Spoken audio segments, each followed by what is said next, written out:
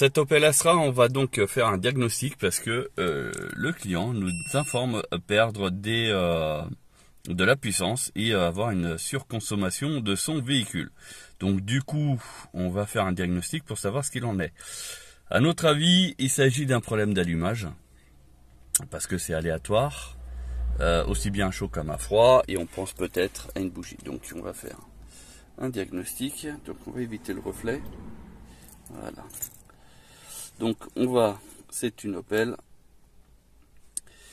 Opel, voilà. Désolé pour les reflets si vous en avez. Donc là on va chercher le numéro de série du véhicule, comme ça il le trouve directement. Ainsi il saura me dire que c'est une Opel de 2013, une Astra J. Voilà. Et du coup il connaît même la mécanique qui est dedans. Et à partir de là, on va pouvoir voir si on a raison ou pas.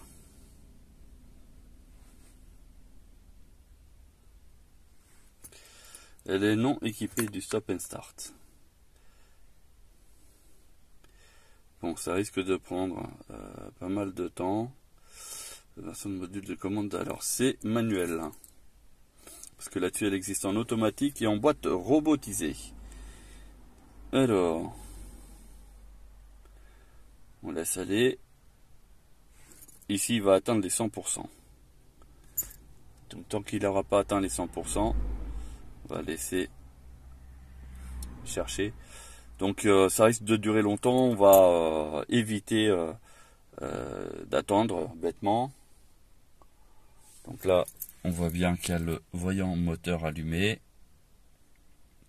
et le kilométrage. Donc, on n'aura pas besoin de bouger. Alors, ça c'est quoi? Type de caméra? Ben, il n'y en a pas de caméra.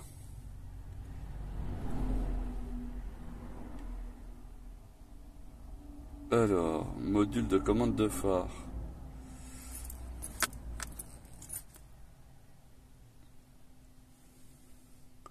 Ah ouais, il demande quand même des confirmations, parce que c'est une voiture qui peut avoir beaucoup d'équipements. Mais suivant le numéro de série, il ne sait pas si la voiture en fait partie ou pas. Voilà, et donc là on est vraiment dans le check-up complet de la voiture. Et donc là je fais un arrêt. Et on verra après pour le reste, hein, mais c'est pour que ça aille très très vite. Code diagnostic. Détection ratée d'allumage. Voilà. Ok, donc du coup, on va voir au niveau des bougies d'allumage et on va voir aussi au niveau de les bougies d'allumage et on va voir aussi au niveau des bobines, savoir si tout est correct là-dessus. Donc je n'efface pas, je reviens et maintenant je vais mettre continuer et il va finir son check-up, comme ça j'aurai l'ensemble de tous les défauts du véhicule et on va essayer de voir ce qu'on pourra faire de notre côté. Voilà. Donc on lance le diagnostic, on laisse comme ça et on revient après. Donc on va commander les pièces détachées et on va les mettre en place. Bon, a priori, il n'y a pas de grand problème, il n'y a que 2 erreurs. Module de commande de frein électronique. Je comprends pas parce que le frein à main il est mécanique. Donc voilà. État de commande de carrosserie 4, erreur. Donc on gardera ça avec en détail. Mais là on va passer commande des pièces pour restituer le véhicule au plus vite. Il est arrivé bientôt à 83%. 91. Bon on va attendre un petit peu du coup. Voilà, toutes les erreurs se sont manifestées ici, sur lequel on va pouvoir interroger calculateur par calculateur, histoire de voir s'il y a des trucs graves ou pas. Relais feu de jour gauche ouvert. Bon ça c'est historique a priori. Depuis effacement DTC, réussi et échoué. Ok, circuit de commande, feu de jour aussi encore.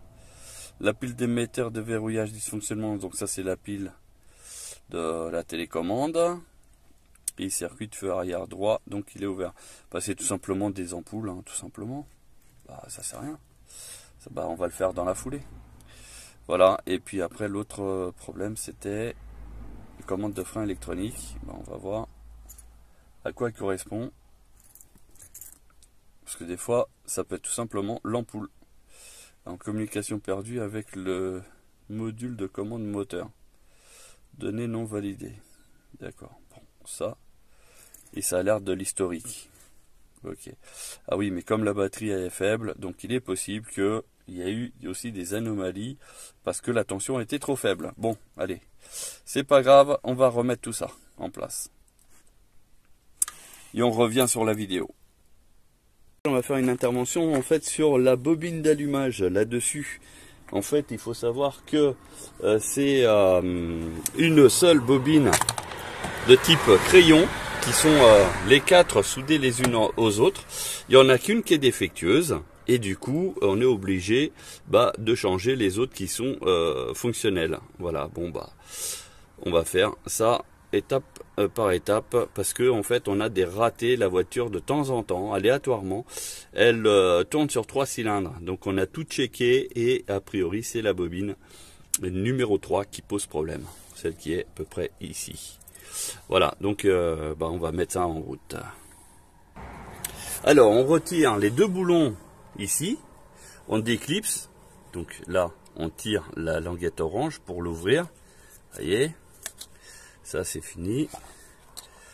On retire, donc voilà comment ça se présente ici. Donc malheureusement les 4 ne sont pas interchangeables. Enfin, on peut pas les démonter pour réparer. Donc du coup, on a déjà ici le nouveau. Avec une main, c'est pas pratique. Alors voilà la pièce. Ici, vous voyez, hein, c'est neuf. Tac, on va la mettre en place. Voilà, c'est très simple. Hein. Après, il y a les 2 vis en fait qui vont la maintenir. Ici, voilà, et la deuxième ici. Donc après on va connecter le câble ici.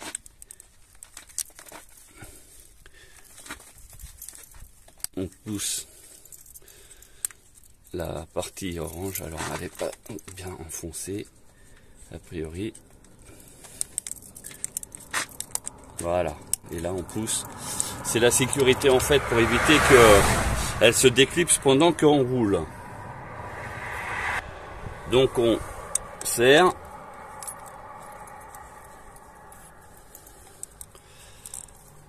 Et normalement ça va être tout bon.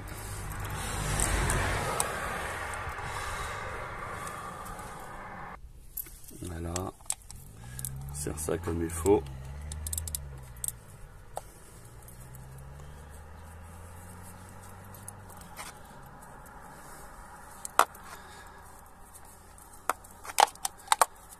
On va serrer ici aussi un peu,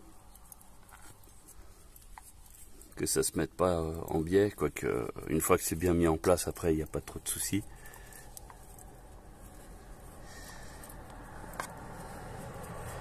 Et vous voyez que la pièce elle se remet en place au fur et à mesure que je serre.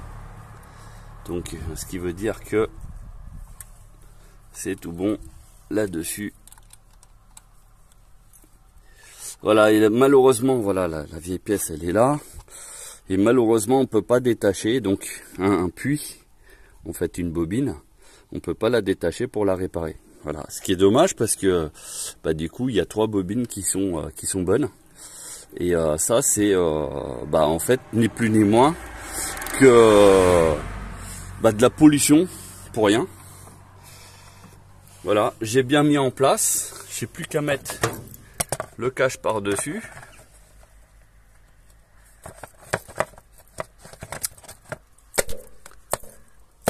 Voilà, s'il met en place, et puis on va mettre la vieille pièce pour recyclage. Et puis voilà, Hein, donc si vous avez votre moteur avec une perte de puissance qui tremble un peu et surtout qui surconsomme, ben à ce moment-là, il suffit tout simplement de changer, enfin de vérifier les bougies dans un premier temps, c'est ce qui coûte le moins cher, mais aussi après vérifier les bobines, savoir s'il n'y a pas une fuite électrique ou tout simplement une qui ne fonctionne plus, tout simplement. Voilà, donc c'est vrai que pour ces genres de véhicules, le passage à la valise est pratiquement obligatoire, malheureusement. Voilà, notre intervention est terminée. Avant, on avait fait donc la vidange sur cette voiture, sur lequel on va vous montrer en fait l'intervention. Voilà. Donc en gros, voilà le filtre à air qui au final n'était pas si en mauvais état que ça. Les bougies d'allumage pardon qu'on a changé bien sûr. Suite à la perte de puissance, on a commencé par là. Donc on peut voir que les bougies, elles n'étaient pas vilaines. Mais bon, comme on était dessus, on les a changées. Et puis filtre d'habitacle qu'on a également remplacé. Voilà. Donc ça c'est les vieilles pièces avec donc la rangée de bobines qui est au fond qu'on a remis dans sa boîte. Et puis la batterie qu'on a remplacée également. Donc qui est ici et vous voyez c'est dans le coffre de la voiture du client qui permet de voir qu'on a bien changé les pièces. Voilà, donc ça c'est chez nous c'est comme ça et au passage ça nous débarrasse des pièces. Alors la voiture elle est là, je prends juste les clés et on va la démarrer qui logiquement devrait démarrer au quart de tour.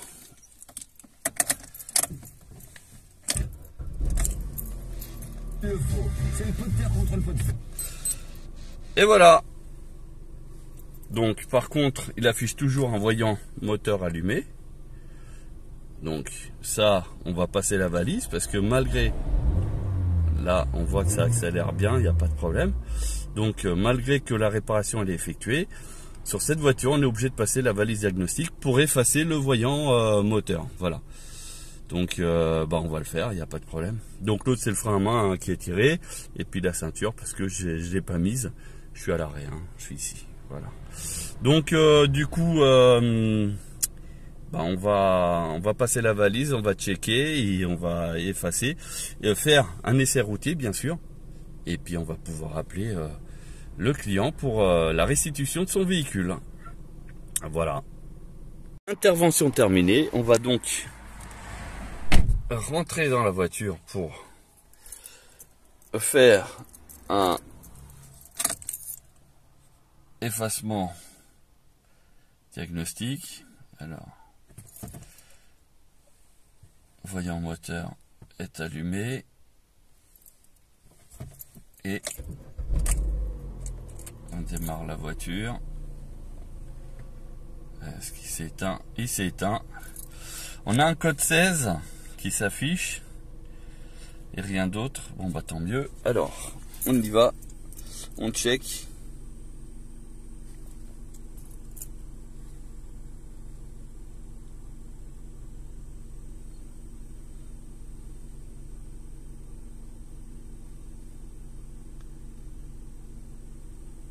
Donc en plus on sait que l'alternateur fonctionne bien, on a 1438.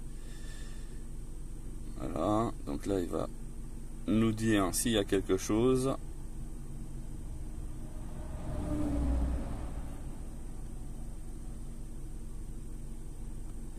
Donc au niveau du feu arrière, c'était tout simplement l'ampoule qui était grillée.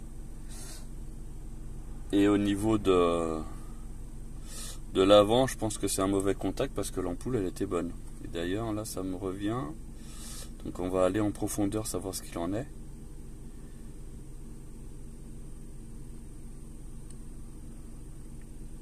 Allez, 80% on est. Allez, encore peut-être 30 secondes et c'est bon.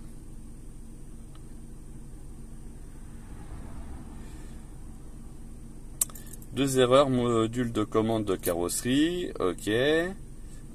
On va voir ce qu'il s'agit. Donc au niveau du moteur, vous voyez, donc le diagnostic était bon. On a remplacé en fait les bougies parce qu'on allait intervenir dessus. Et suite à ça, il y avait une amélioration, mais toujours des ratés. Et du coup, c'était la bobine.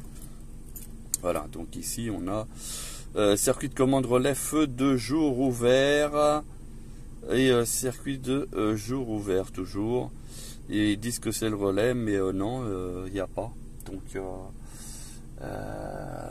on va regarder ça plus en profondeur.